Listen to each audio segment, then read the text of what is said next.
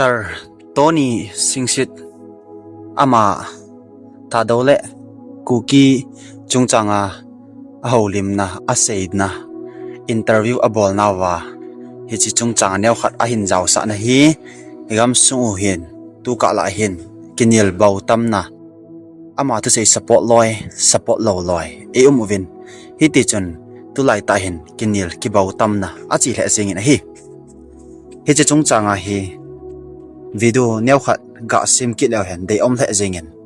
ei mimol penin namsung society organization jat chom hi sei thei thil a hi po in miching mithim ho asengam lo yong dim set na lai ei angol penin ga mo sei jing thei dinmun a hi pon thil a hi thei po in hi chi ja hi habbe I be ho hi kabol nom ji pon chating ta yang le a ke se elo midangin jong I bol lo be diu a hin hi to ki lona hin a seiding a team a ching dam kai ho in a sei ho chating ta le ama hon amu ho zo hi velvet na le vel sei na inei ji thu hi in hi chi pu Tony Singsit chungchanga thu ki sei la ki sa ho hi Tony kha hi in a velvet ki ti hi ama hi ipiham tha do le ku ki chungchanga a sei na khat interview abol nawa a sei na khat e ahong viralin hi chi a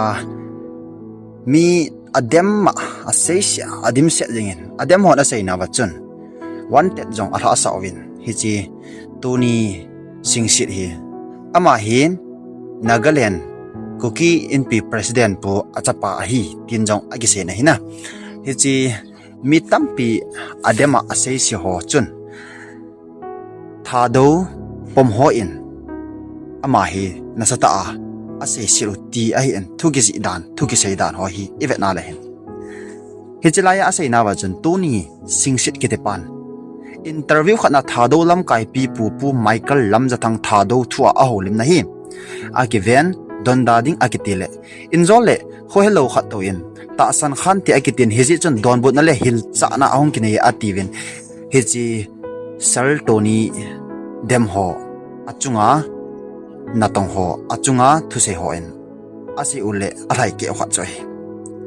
heji Tony ke te pa hi Nagalena kuki NP president L Singsit ke te pa chapa hi ke thado ka he ati chu azong san la si ham apa kuki za ama thado hi go ham ole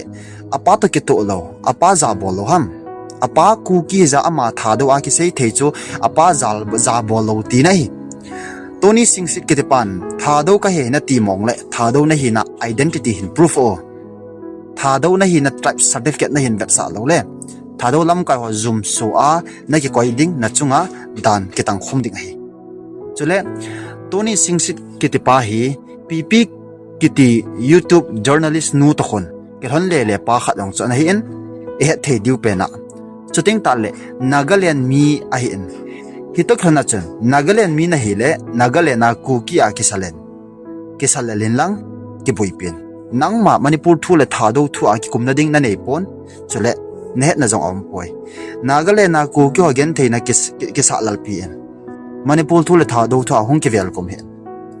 namati lo thado international jong hin sei ke hen Nagaland kuki na hele na kuki a kisalen lang Manipur lang hon nang tabang imading ka tipowe na zong mu kyo men ti chang ya a ho vin ai chule thado wa pan la khalo khaden thado lam kai pi pu ngo na chom na nei hi jo sa hen pu Michael ko ma line na la innocent danan na ke se yong a ke so ke ye thado ho hi kuki ho nang ho mati ai pon pu Michael hi thado lam kai bo hi kuki lam ka jong apang kha pore chule kuki hilo thado ho thu a nang hongi kom ta hen na zo sale aban le na ki chip na abo na hongi phong jalding vet na ding jong na het lo ding ai e chi paten ki mel chen thado lam kai pu Michael ka ni ve nang tabang kuki ho I mading ka ti poi ti a hi Tony Singsit chunga hi na sata hi lunghan na ai ne oi in hi chi lunghan na thule mi ho a lunghan na ase ho hi nangin ipi na gelam phana sa ina viver so na halona sam komena hin sein lang ai le til hicilaya ahin ma ho in atu set dan alawale aholim dan hi evet na le hin thu ji pa thu sun pa jong hin abol hilham ipitiham a mistake le jingin abul lang chivet na le hin tha do pom dan khana ho an se cho anoi lang evet su su sim sim kina a holim hu ingai ngai kina le hin ama hi tha do ho noi si a hi tia an le so ket a thiji dan e dan hi evet na le hin a het ha le jingin a hin ama a chu het ha le ta jong le mundang dang sur dang dang hoi ta i mu win hi je pa hi pu to ni Singsit hi ama hi ku ki he ja tha do thu a holim na nei na chu ama hi tha do an dem na bole ti chu a hin chole hi chi laya alung hang ham alo vale amot ama chunga holim na nei ho an ase pe pen jong hi mistake dim le jong le amot ase num pen wang chu tha do chung thu a holim na nei ja hi ku ki nei le ku ki ni kim them men ti chu a hi nei hi chi hi boina ding kasapo in bui kham jong kasapo in choteng ta le tha do le ku ki thu a jong tu ni chan gya kinil ni la bau tam sim ho hi angol pen pen a hi ti jong hi he so ke diu kata sanin aji chu thil tha khat ki pudo a thil tha pudo ho pudo pa pudo nu chan ama na to bo chu chi sa gu te te ama sangai koi anum ma sa I ham ti hello wa na tong gu te te thil khat a hi chi chung chang hi isei te nga le hi chi ja hi chi thua ke nil nil ho hi pa chat be se hello hi ai wanga tu ni khwa ita lang nom ka sei nom chu tu ni Singsit brother sal tu ni Singsit ki de pa hi kenvang mi tampin dem jong le ka pa cha le jing ni hang santa a mi mai da zapi maya ama in thudi thuta a hin phun do hi hi chi ken ka pa cha zo in mi tampi in se hen lang dem hen lang mo so jong le kenvang Tony Singsit hi ka pa cha le jingin brother hang sanin lang malam hin khwa jang ku ki sai ti jang phat chom na thu se do dingin nang san na thla so en ti ya zo ka tim nom na lai hi aji chu tha do le ku ki chung chang hi a ki sei teng la hin e ho hin ikinil nil jiwa wa kinil lading ai point ku ki chu ai te a abula pana chateng ta laung long an le chan ge a jong ku ki a chu be jing I win hi chi khel lama min dang phung dang zat chum chum hung ki se mo chu atha hin hi chi a chu buina ding lo hi sei kham jong hi lo hi hi chi a chu tha do ho chun tha do ho langka thu ki se te nga le angai ma jiwa hi ti a hi gam su a buina lo ji hin hi chi hi in he thiam dio hi hi chi chung changa hen pu oya pu jangmang hau ki freelance journalist in jong aman asai ke na chun lam za thang eji pu Tony Singsit ama aki mo so na ama chunga phunchil na omna chunga holim na anein eji oi pu jangmang asai na chun pu lam za thang group tha do in pi Manipur ke te ho hin anam chan khom pi azat chan pi ado se tawi ipi mo agyalo hitam ati le pu Tony Singsit interview ke bol na atho sei chu sei kil sei wal be hil ha be jo lo a hi chat ase pu Tony Singsit jana sang ta ka hin pe aji chu atho sei chu thil tam pi head team chu teng ta le miching ta a hin English song a team in pa cha jong ta hi Tony thu sei bo ai pon jan hi ta jong chun ve na le mot bunga mi pi asang azama sanga thado in pi ta be ho in lam za thang hi ke to mona muchi phalo tu bo a hi amai tha do ten a ke pha poi tia ana phon do jong ai ta nei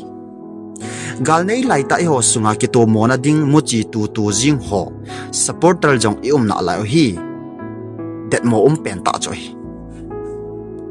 pulam za thang le loi ho chu ko ai mo poi aji chu amo ho chun abol mo mong a hi tai amo changwala aphat chomna ding ham khat amu ji wa abol jong hinte hin la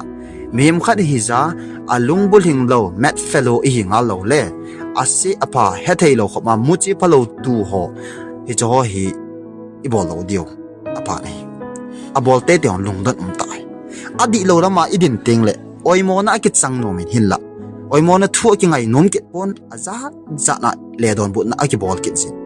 ku ki cha pa cha nu ko hele hoi lai ga ma kon hi jong le inam thu ase mo na ding ampoi ti jong hi het su ke wa hi ai lo lai hon jong heu te ti a hi ikitim hi ti a hin hi chung chang hin oi pu jang ma ho ki freelance journalist in aman ala sen hi henge e hon isei no chu ipi ham te le hin tha do le ku ki chung chang hi mi mol pen e ho tabang ga mo sei che pon lam kai lubu au me sei ding ku kin pi me se so me adang dang me lam kai me politics leader ho me amon jong asei zo lo amon jong asei chin thei lo hi tabang ho chi ho ga mo sei thei a hi poina hi chi a hin hi tabang tha do le ku ki chung chang ai mi tham ho e ho WhatsApp group Facebook internet social media jat chum chume kinil bau tam bol potin lam kai hon thudi thu ta se yo nga utin amo a ko na chu amo se dung ya chu na ito dio hi ti hi i se do no be hi chating ta le achom lam pe na ku ki ti hi mang lo ding hi British te chating ta le foreigner alwa gam dang jat dang miten e het na hi kip gena e het hello chu tha do wa e het hello chu hau ki mai he lo hong sai to thang phung mina e he lo e bon chawa hi ho ai khen tal jiwang ba hi midang ten ku ki ai he chu ku ki atiu English te di khon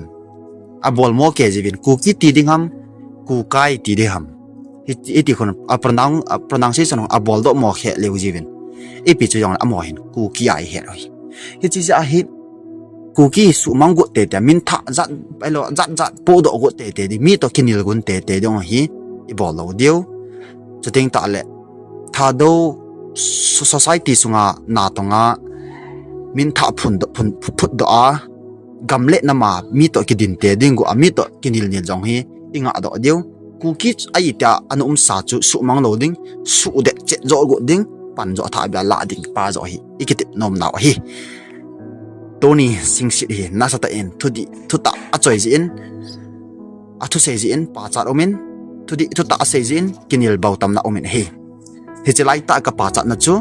thudi lo man mo ta ha i viral wa video po viral wa ai lo wa i viral wa ka kumkuma le gam sung wa nu mei go hlang pasal ho sex po wa lim phalo po wa i mo viral wa ko ta ai lo wa nui zat ta video po isu viral wa thu hello po e byam isu viral wa hita ikinil sang wa chu thudi thuta zo a hi ikinil wa le zo chu phajon la hem tu chunga ikinil naw hi thudi thuta ahung po za ikinil hin kinil na hola ajong hita bang hoi dei pen na lai he china hen Tony Singsit hi nasta in pa chat min he ai le akoi chom i povin tu lai gale tol nei lai hevin thildang dang ki salal po te ka so pe teo gal hi ine win iti gal mi te ki fight pi do ham defense iti ball do ham iti kilung to na thakhat na i ball khom do ham iti gamu khu be do ham ti zo hi gel pat gamle nam ha do na ding le sim hoi sim su di na dinga hi ipi poimo em vet chil angai ta nei i gam sung le nam sung wa dinga tu lai ta poimo chom nam pi sunga him sensor si a hina ding bang ta i bol do ding nam administration hoi ta hina ding bang ta i sim do ding sim to ding constitution hoi ta ji phat su ke ding census dung ya tribe li so jong koi theila koi lai ding kalunggel ka si lam kai jong tribe li sa jaw zo si akona khen so ke ding koi ma tribe lam kaya jaw lo lo ke heng lo thei lo ding ekam map hoi ta adi ta bol do the ale bol do go ding su di ding khu chen dan le gam hu ding dan sim to che ding implement hom bol te ding angain ku kin pi nam pi adinga sipai al volunteer ho jong hoi ta khat sim do the ile phanalai hotina hi mini ve zaute al vale i zauthi on zauthe